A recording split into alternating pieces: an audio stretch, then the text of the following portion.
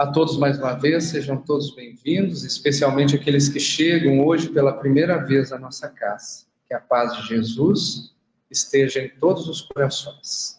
O tema da exposição de hoje é que a sua mão esquerda não saiba o que faz a sua mão direita. É um dos capítulos do nosso Evangelho. Está em cargo do nosso irmão Paulo Charão, trabalhador da nossa casa, a quem convidamos então que possa conduzir-nos a essa exposição. Uma boa tarde, uma boa exposição a todos.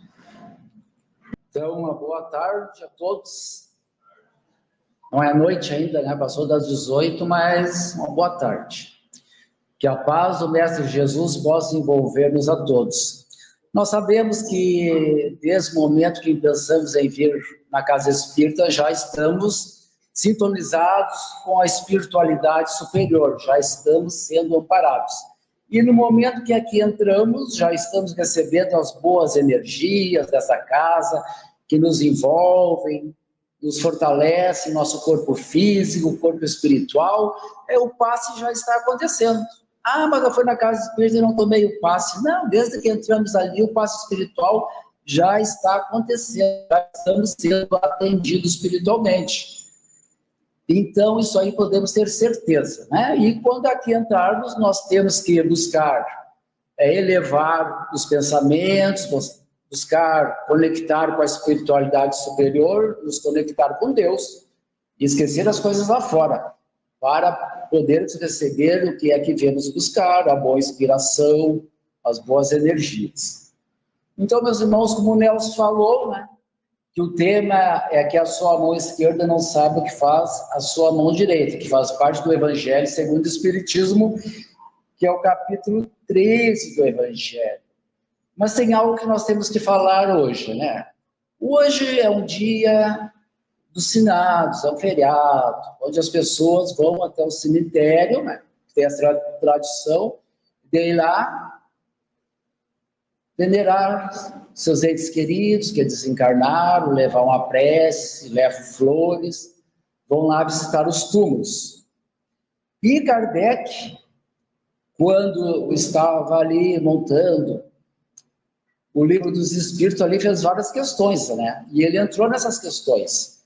Antes, em 1856, estava iniciando com o Livro dos Espíritos ali, e ele foi questionar os espíritos, a espiritualidade, como é que funcionava isso aí, o dia de comemoração dos mortos. Kardec foi perguntar. E aí eu trouxe aqui umas 4 questões para a gente ver à luz da espiritualidade, para nós espírita, como funciona isso aí, o nosso entendimento, né? A gente sabe que nós somos espíritos imortais, nós sabemos que a morte que acontece é do corpo físico, que a vida é uma só, mas as existências são muitas reencarnações que nós vamos vivendo para evoluir.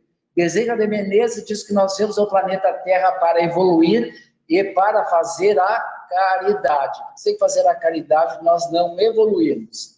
Aí na questão 321, Allan Kardec pergunta aos espíritos da codificação, que estavam lá respondendo, eram invocados para responder as questões, e não perguntava para um. Kardec fazia uma questão para vários espíritos e vinha a mesma resposta. Porque se fosse só um que respondesse, podia dizer, não, mas isso aí pode ser uma opinião desse espírito, é um ser individual, ele pode pensar assim. Então Kardec fazia para vários e a resposta vinha a mesma resposta. Então Kardec diz assim, ó, o dia de comemoração dos mortos tem algo de mais solene para os espíritos desencarnados? E eles se preparam para vir visitar aqueles que irão orar sobre seus despojos? Aí os espíritos respondem para Kardec, né? Os espíritos vêm ao chamado do pensamento, tanto nesse dia como em todos os outros. Em qualquer momento que nós invocarmos os espíritos, através do pensamento, eles podem comparecer onde a gente estiver, ou mentalizar, entrar em sintonia conosco através do pensamento, dependendo da condição espiritual que eles tiverem. Porque dependendo de como nós vivemos a nossa vida enquanto estávamos reencarnados no corpo físico, Se nós éramos apegados às coisas materiais, às coisas mundanas, vivendo situações negativas, tendo hábitos negativos, as situações não é muito tranquilas assim, muito fácil, né? A gente não tem muita autonomia, podemos desencarnar e ir para regiões inferiores e de lá ficar por lá, não ter acesso a sair de lá. E muitos andam por aí, né? Se acotovelando conosco, como comparecem nas reuniões mediúnicas e dão esse depoimento. E aí Kardec pergunta na questão 321A, para eles, os espíritos, esse dia é um encontro junto às sepulturas? E os espíritos respondem, né? Nesse dia, eles estão ali em maior número, no cemitério, né? Porque mais pessoas os chamam, mas cada um deles vem apenas por seus amigos, e não pela multidão de indiferentes. Alguns comparecem lá. Vão lá, se a gente vai lá, né? Para venerá-los, honrá-los, através da prece, estando no túmulo, alguns podem aparecer, outros não. Aí vai depender dos espíritos. Os espíritos esquecidos, cujo túmulo ninguém visita, vêm apesar disso?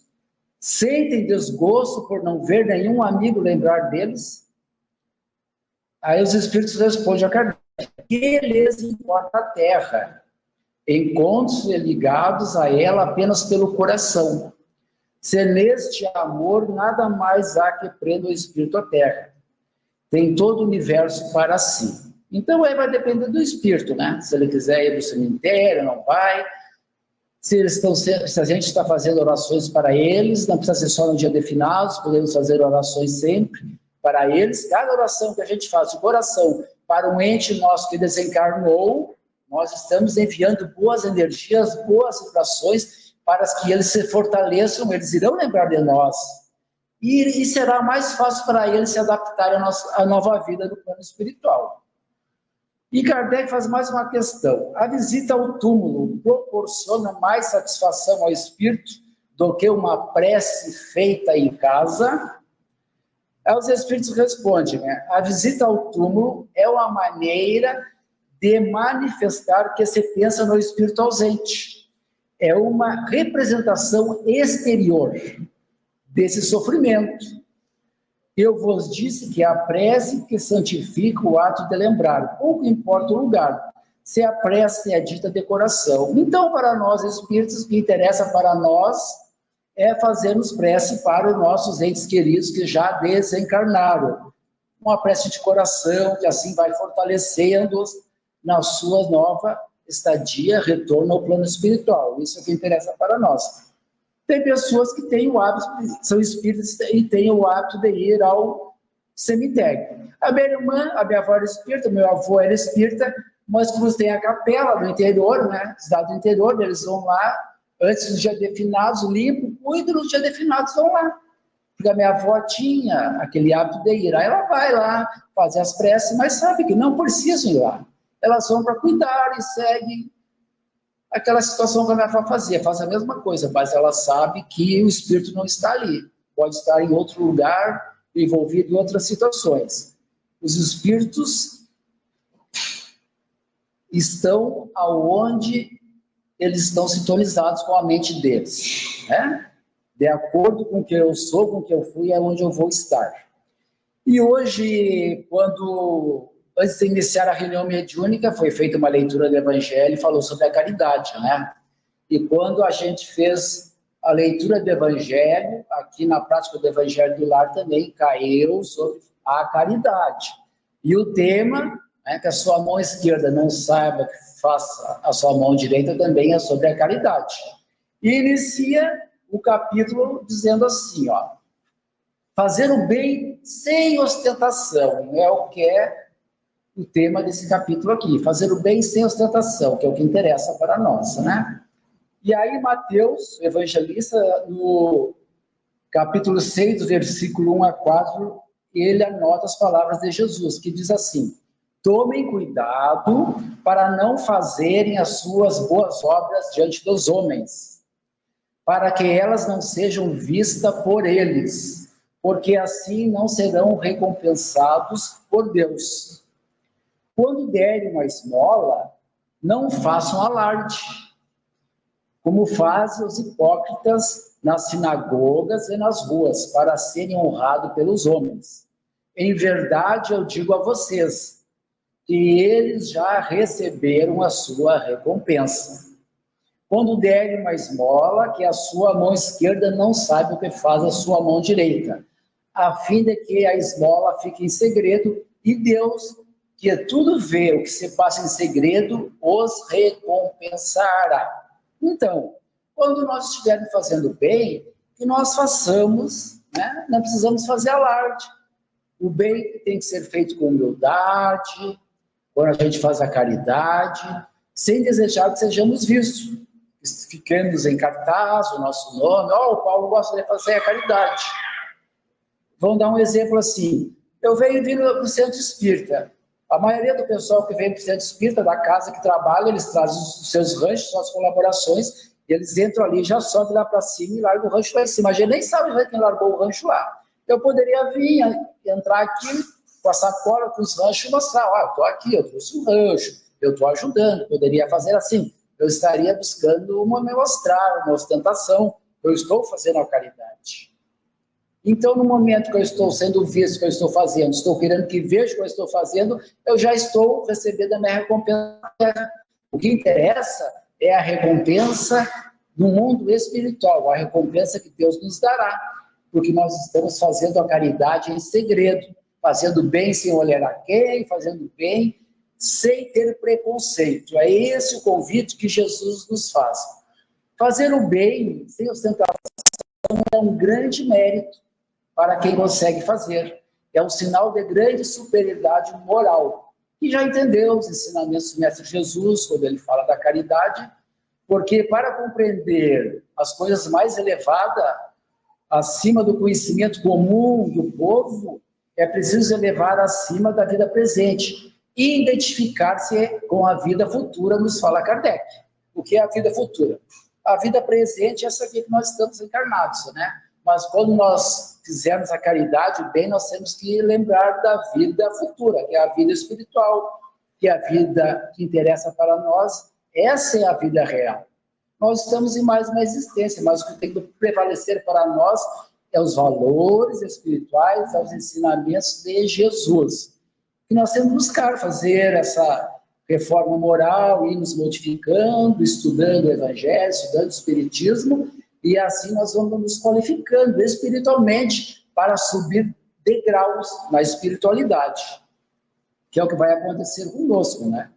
E Kardec nos diz, que é preciso colocar-se acima da humanidade para renunciar à satisfação que o aplauso dos homens proporciona e preocupar-se apenas com a aprovação de Deus. O que interessa para nós é Deus. Deus é a inteligência suprema do universo, é um pai de amor, é um pai de bondade, é um pai de misericórdia. E sabe tudo o que acontece conosco, sabe o que nós estamos pensando, né?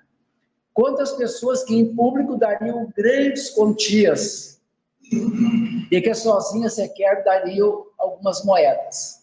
Isso acontece muito, a gente sabe, né?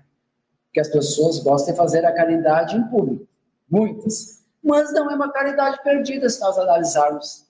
A pessoa se vai lá e faz a doação, mas quer ser filmada, quer ser mostrada num vídeo, ou aparecer num jornal, numa revista que está distribuindo, né?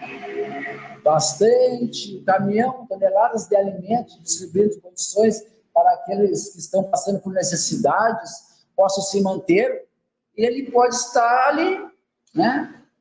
Com a sua vaidade, se engrandecendo, mas aqueles que estão sendo ajudados, que estão sendo amparados, eles não pensam assim. Eles vão agradecer aquele irmão que esteve ali e ajudou com eles, levando o alimento. Eles vão ficar felizes com isso. Vamos lembrar da obra de André Luiz. Quem lembra da obra de André Luiz? O Nosso Lar. Quem viu o filme? O André Luiz era um médico que tinha um consultório, né? E sempre no final, lá do dia, no final do expediente, às vezes tinha um casal de idosos, que a secretária dele levava lá e pedia para ele atender. E eles de graça, porque eles não tinham dinheiro para pagar a consulta. E o André Luiz atendia de má vontade, às vezes, até fazia uma cara feia lá, quando via que os dois estavam ali. E no plano espiritual, quando ele chegou lá, depois de um tempo que ele foi analisar, ver quem fazia prece para ele, Os que estavam fazendo prece para ele eram aqueles que estavam naquele processo ali, que ele ajudou, né, mesmo sem querer ajudar, por pressão da secretária, eu estava orando por ele. As coisas funcionam assim, porque as pessoas reconhecem quando a caridade é feita, mesmo que elas não saibam que a pessoa esteja fazendo por causa da ostentação. Tudo é válido. E a pessoa, quando começa a fazer a caridade, mesmo que seja por ostentação, a gente vai começando assim, aí depois, quando vê, a gente vai tendo uma compreensão maior, vai compreendendo, observando as leis de Deus, quando vê, a gente está fazendo no anonimato, fazendo bem, sem saber a quem, sem se preocupar, né? Então, Kardec nos diz que aquele que prefere ser aprovado pelos homens, em vez de ser aprovado por Deus, demonstra possuir mais fé nos homens do que em Deus. Foi por isso que Jesus disse, né? Aqueles que fazem o bem com ostentação já receberam sua recompensa. Aquele que procura a sua glorificação na terra pelo bem que fez, já pagou a si mesmo. Deus nada mais lhe deve. Mas é claro que ele é ajudado, que ele é amparado, que alguém vai fazer prece por ele, aqueles que ele ajudou. E Kardec faz uma questão aqui. Qual será a recompensa daquele que faz com que o seu irmão sinta o peso do benefício recebido? Que lhe exige demonstrações de agradecimento. As lágrimas que ele seca ao beneficiar os outros servem apenas para satisfazer a sua vaidade. Em vez de subir ao céu, recai sobre o coração do beneficiado, ferindo-o mais ainda. Então, nós temos que nos cuidar quando vamos fazer a caridade, né? O bem que é lamentado não tem nenhum valor, o bem que é lamentado. E o bem sem ostentação tem duplo mérito, pois além de ser a caridade material, também é a caridade moral. Quando nós vamos fazer a caridade? O GIAC, que vamos dar um exemplo. Quando o GIAC chega o dia de distribuir o rancho, que é uma caridade que é feita em conjunto com os irmãos, que aqui traz o quilo de alimento que nós pedimos no início ali para ajudar essas famílias, o pessoal da área de assistência social monta o kit dos ranchos e é levado até as pessoas. É a caridade material, mas também elas vêm aqui, não interessa a religião delas para nós, não interessa, elas também ouvem a palavra de amparo, ouvem a palavra de conforto espiritual e são ajudadas. Quem age dessa maneira, né, que respeita os sentimentos do beneficiado, faz com que ele aceite o benefício sem ferir o seu amor próprio, porque a gente pode se melindrar, dependendo como uma coisa é dada para nós, é trazida, né? Dependendo como a ajuda está chegando, às vezes é difícil. Resguardando assim a dignidade humana de quem está recebendo. Existem pessoas, diz Kardec, que escondem a mão que dá, tendo cuidado de deixar aparecer uma parte da sua ação, na esperança de que alguém observe o que estão fazendo, né? Mas a verdadeira generosidade encontra o seu ponto mais sublime quando o benfeitor encontra um meio de parecer ser ele o próprio mais beneficiado quando vai fazer a caridade. E isso é a realidade espiritual mesmo. Quando nós vamos fazer a caridade, chegamos no lugar, levamos o alimento, levamos a palavra de amparo, de conforto, a pessoa vai ficar feliz, vai ter alimento ali. Mas o mais beneficiado somos nós, que estamos seguindo as orientações do Mestre Jesus, fazendo bem, fazendo a caridade. E então, meus irmãos, então por isso que nós somos convidados. Aqui também, nesse capítulo, Kardec nos fala sobre os infortúnios ocultos. Ele fala nas grandes calamidades, né? Quando acontecem as grandes calamidades, como aconteceu aqui em Porto Alegre, as enchentes, a caridade se manifesta, né? E observamos campanhas grandes e generosas para diminuir o efeito desses infortúnios. Nós tivemos aqui as pessoas ajudando aqueles, né, que estavam nos lugares alagados para sair das suas casas, com jet ski, com barco, com os carros, com os caminhões, todo aquele povo unido na solidariedade, na fraternidade, na caridade. Veio caminhões de outros estados com alimentos, com roupas. Houve toda essa união, que foi uma união coletiva em prol do bem do próximo. como acontece em outros lugares quando acontecem as calamidades. Mas Kardec diz que sempre ao lado dessas tragédias coletivas existem milhares de tragédias particulares que passam despercebidas, né? É o caso de pessoas que permanecem num leito de dor, sem se queixar, que às vezes estão no anonimato na sua casa, o idoso, uma idosa que às vezes não tem condições de se movimentar para fazer um alimento, para fazer as coisas mais necessárias. Às vezes a gente pode saber, né? Ter o conhecimento, a gente pode ir lá ajudar, fazer a parte que nos cabe. Como teve pessoas que eu sei, aqui da Alvorada, que quando baixou a água, elas saíram de suas casas e foram lá ajudar, limpar a casa das outras pessoas, os seus vizinhos, fazer a caridade. Veio pessoal de outro estado, aqui para o Rio Grande do Sul, ajudar, pegar na vassoura, no rodo e limpar as casas daqueles que estavam, né, muito sujas, de barro e tudo mais. E alguns colaborando para reconstruir a casa daqueles irmãos. Isso é a caridade. E são esses infortúnios que a verdadeira generosidade sabe descobrir sem esperar que venha pedir assistência, que é os infortúnios ocultos.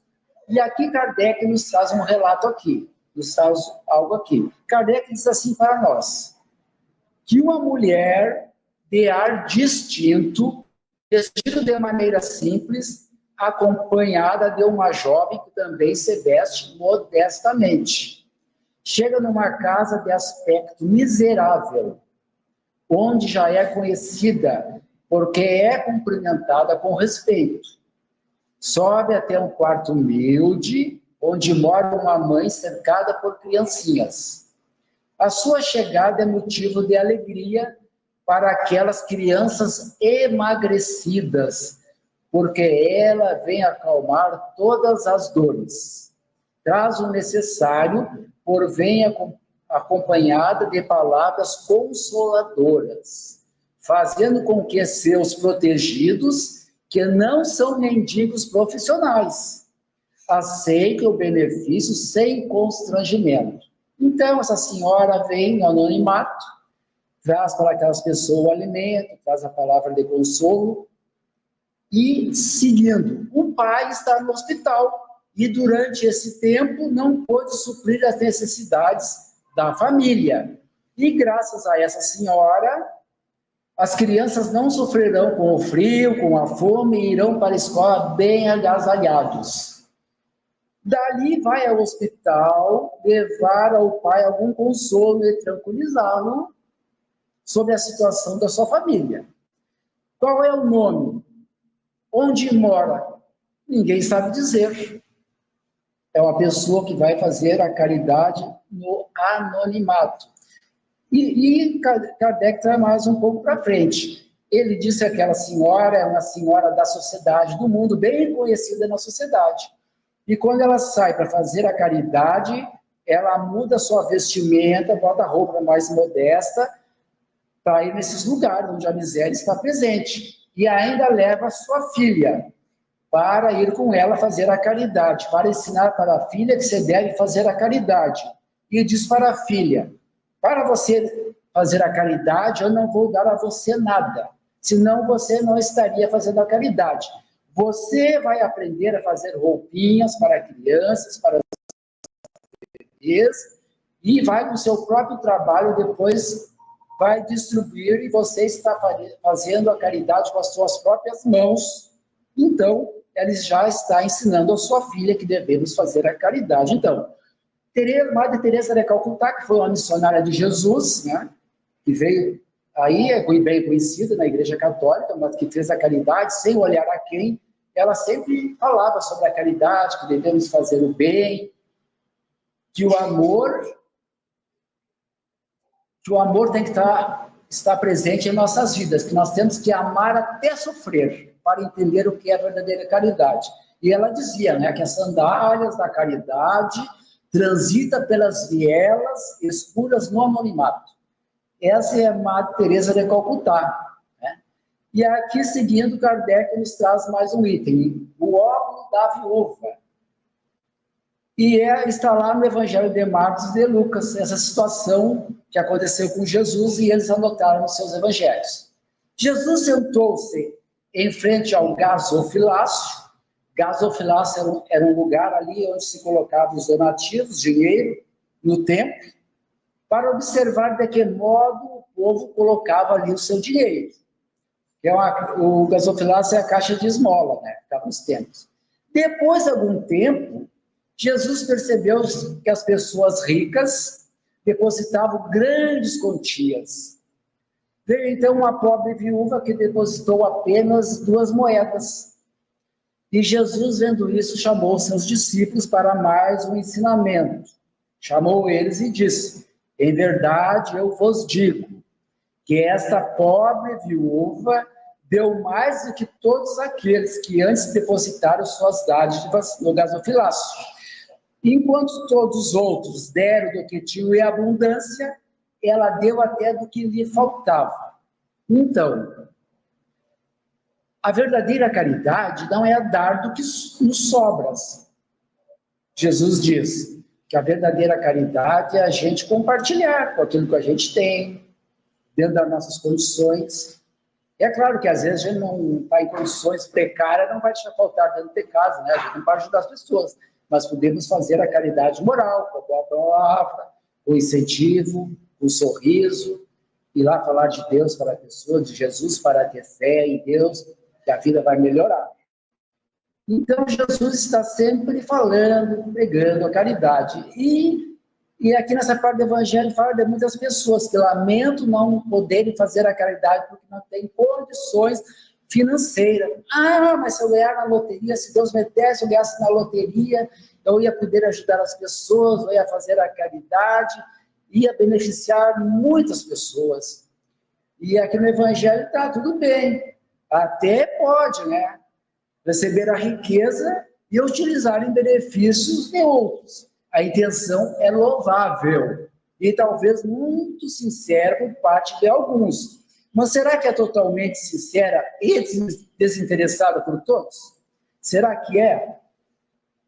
Não existiriam aqueles que desejam fazer o bem aos outros, começando por si mesmos? Esta segunda intenção, que se encontra escondida no fundo do coração, de fazer o bem aos outros, pensando em si, é que anula o mérito da intenção. Porque a gente, vou ganhar na loteria, vou fazer a caridade. Será que vamos fazer? Será que nós vamos entrar um dinheiro bom para nós, que Deus pode nos dar através de tais maneiras? E nós, primeiro eu vou comprar aquilo que eu sempre quis ter, não tem coisas supérfluas, e vou começar a me envolver, gastar o dinheiro, já não vou fazer a caridade como eu pensava que eu iria fazer, se tivesse a condição. Talvez já não vou... Será que se eu tivesse dinheiro, grana, eu estaria na casa espírita aqui? Será que eu não estaria passeando, viajando, aproveitando a vida, as coisas materiais que a vida na Terra proporciona? Eu acho que talvez não estivesse, eu não sei dizer, né? A gente tem que passar pelo teste, pela aprovação, para saber se vai vencer ou não a aprovação. O homem que pratica a verdadeira caridade pensa primeiro nos outros, para depois pensar em si mesmo.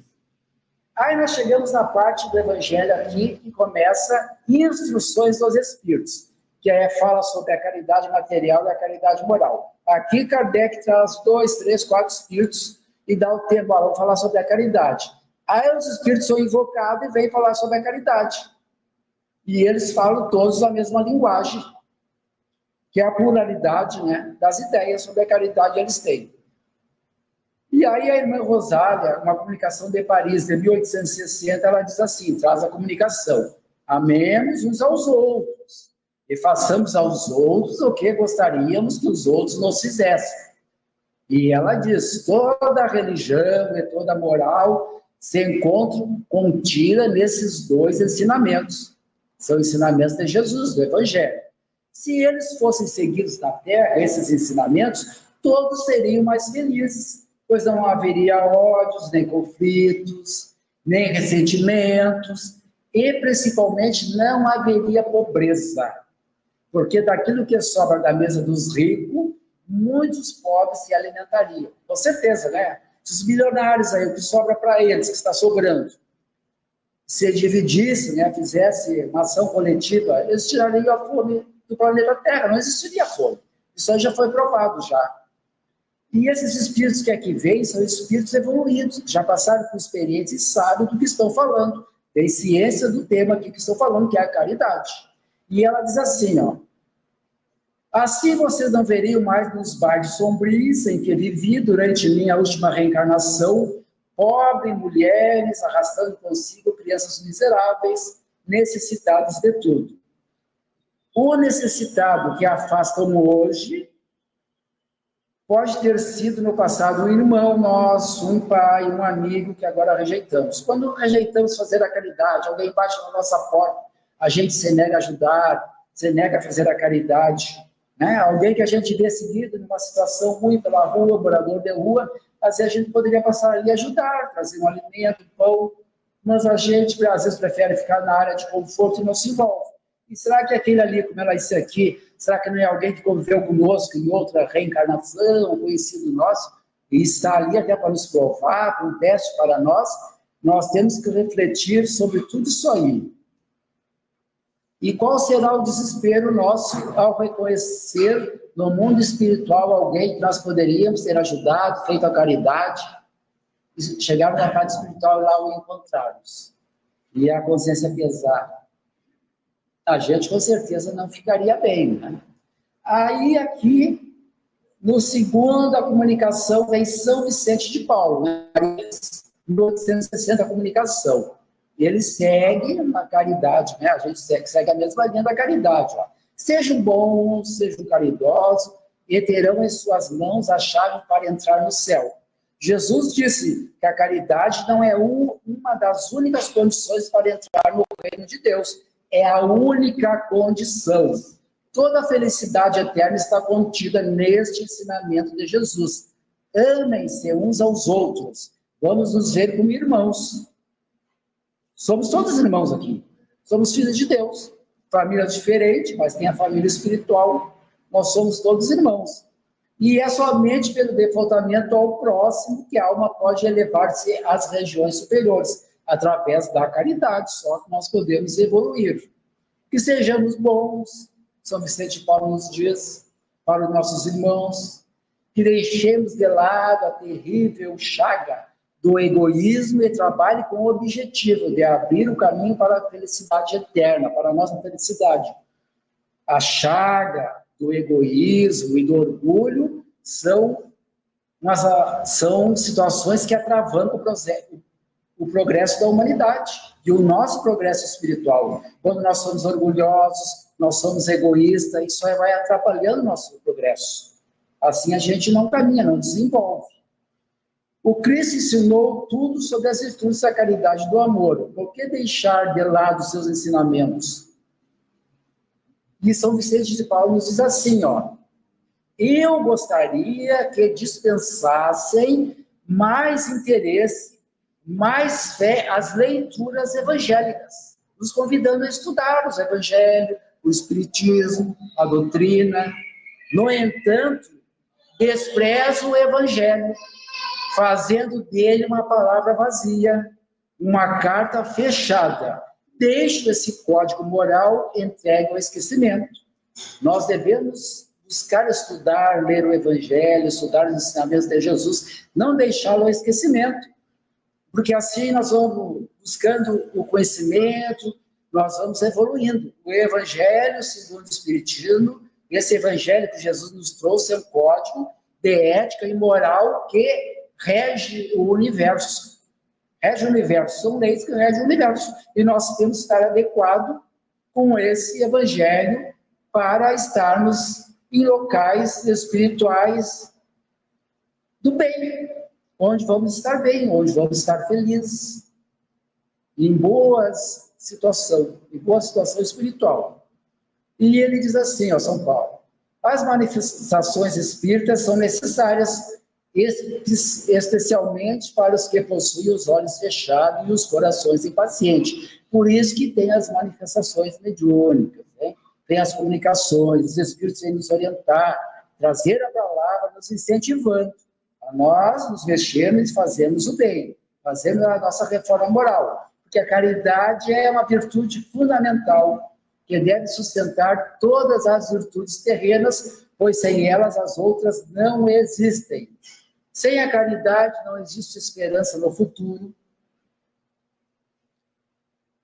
nem interesse moral que nos sirva de guia. Então, quando nós estamos praticando a caridade, nós estamos desenvolvendo a nossa moral no campo mental, nas nossas ações, nos nossos hábitos. A caridade é a âncora de salvação em todos os mundos. É a mais pura emanação do próprio Criador. É a virtude mais elevada que Deus nos oferece, é fazer o bem sem olhar a quem. Sejam unidos, ele nos diz, amem uns aos outros, conforme os ensinamentos de Jesus.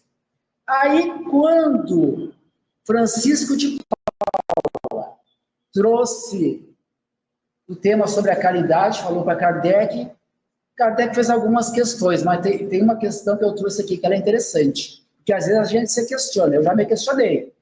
Certas vezes, eu pedi para mim levar um rancho num lugar de noite, uma pessoa necessitada, meio na periferia, bem afastada, e eu saí, depois das tarefas aqui numa sexta, eu fui, peguei, levei os ranchos, fui, demorei a achar o endereço, porque eu não conhecia bem o local, e eu cheguei lá para largar o rancho, e quando eu cheguei na casa da pessoa, ela estava na frente da casa dela, sentada numa mesa, tomando cerveja, fumando cigarro, bem vestida, passando as unhas, e eu, mas será que é aqui? Vou olhar o número, né? Porque a casa está muito bonita, os móveis. E eu digo, bom, era ali. Aí entreguei 2 sacolas de rancho para ela, agradeceu, e eu vim embora me questionando, né, sobre isso aí. Mas aí tem essa questão aqui, ó. Kardec perguntou para São Francisco de Paula: disseste que era preciso deixar a justiça de Deus à apreciação da falsa miséria. Parece-nos, entretanto, que dar sem discernimento às pessoas que não têm necessidade ou que poderiam ganhar a vida num trabalho honesto será estimular o vício e a preguiça? Se os preguiçosos encontrassem aberta com muita facilidade a bolsa dos outros, multiplicar-se-iam ao infinito em prejuízo dos verdadeiros infelizes. É claro, muita facilidade, não vou trabalhar, vou na casa espírita, eu vou na igreja católica, eu vou na evangélica, eu vou lá e vou receber o rancho. Essa é a pergunta que Kardec fez. Aí Santo Agostinho diz assim, São Francisco de Paula diz assim para ele, olha, podeis discernir os que podem trabalhar, e então a caridade vos obriga a fazer tudo para proporcionar trabalho a eles. Mas, entretanto, também existem falsos pobres, capazes de simular com habilidade misérias que não possuem. É para os tais que se deve deixar a Deus toda a justiça. Está vindo aqui buscar o rancho, sempre é feita uma avaliação aqui. O pessoal do Atos vai e faz avaliação das famílias. Mas vou dizer que eu venha passando ali, vou entrar aqui, eles vão fazer uma doação, e eu sei que eles doam, eu vou pegar, não estou precisando, mas vou pegar. Eu venho aqui, conto uma história triste, a caridade está presente aqui, não podemos deixar ninguém sair chorando, desconsolado, sem um alimento, a gente vai doar. E aí ele vai e leva, né? Mas aí temos que deixar nas mãos de Deus, aí não é um problema nosso. É como disse Teresa de Calcutá, se nós fizermos o bem a alguém, e aquela pessoa depois nem se importar com o bem que nós fizemos, ela disse assim, isso não interessa. O bem que nós fizermos é entre nós e Deus, e não entre nós e os outros. Então é assim que nós temos que pensar. Tem uma história que talvez vocês já tenham ouvido, né? Que está na rede social, um relato sobre um acontecimento que aconteceu. Chico Xavier, além de psicografar os livros, sempre trabalhando, psicografando os livros, a mensagem dos espíritos, trazendo mensagem do desencarnado para aquelas familiares aflitos, virava, atravessava as madrugadas, quase amanhecia trabalhando no bem. Mas ele, enquanto ele teve saúde, ele fazia questão de, no dia de entregar o pão, entregar o alimento, entregar o rancho, ele estava ali presente, às vezes sendo agarrado, carregado numa cadeira, fazia questão de olhar nos olhos daqueles necessitados que ali estava e dar uma palavra, e se não podia a palavra, apenas olhar. Com aquele seu amor, com aquela sua vibração, envolvia aqueles que ali estavam. Aí, certo dia, aconteceu algo. A fila estava grande e Chico estava lá, distribuindo o rancho, filho. Aí veio uma pessoa e disse, Chico, aquela lá que está lá, ela não precisa, Chico, porque ela tem 2 casas de aluguel. Chico está na fila buscando um rancho, tirando da boca dos necessitados, Chico. Quando ela chegar aqui, Chico, tu não vai dar um rancho para ela, não. E o Chico disse, não, a nossa irmãzinha vai receber o seu rancho, sim, porque ela já vai estar treinando na próxima reencarnação, receber o rancho. E aí vai receber com a necessidade mesmo. Porque Deus não gosta dessas situações, né? Nós temos que ser sinceros, sermos humildes. Então, por isso que os Espíritos dizem, olha, tu é responsável pela tua felicidade, tu é responsável pelo teu destino, não é as pessoas que convivem contigo que vão trazer a tua felicidade, é a nossa modificação moral. No momento que nós entendemos que devemos viver o Evangelho em nossas vidas, de acordo com a nossa condição espiritual, a gente sabemos que é uma tarefa árdua, porque nós temos que modificar muitos hábitos arraigados em nós de muitas existências terrenas. Então, graças a Deus, vamos agradecer de já estarmos aqui na Casa Espírita, sabendo que somos espíritos imortais, e hoje, que é o Dia dos Finados, sabemos que os nossos queridos que desencarnaram estão na pátria espiritual. E o bem que nós podemos fazer para eles é sempre incluí-los em nossas preces, como outros irmãos necessitados, que passam pelas enchentes, pelos terremotos, que estão naquelas situações das guerras lá, perdendo seus lares, sem ter para onde ir, morando em barracas, passando por dor, por sofrimento, idosos, crianças. Então, são situações assim. Então, nós busquemos, né, dentro das nossas condições, fazer a caridade sem ostentação. Aquela caridade sincera, humilde, com a intenção de ajudar o irmão. E sempre junto, né, que é um pacote fechado, né?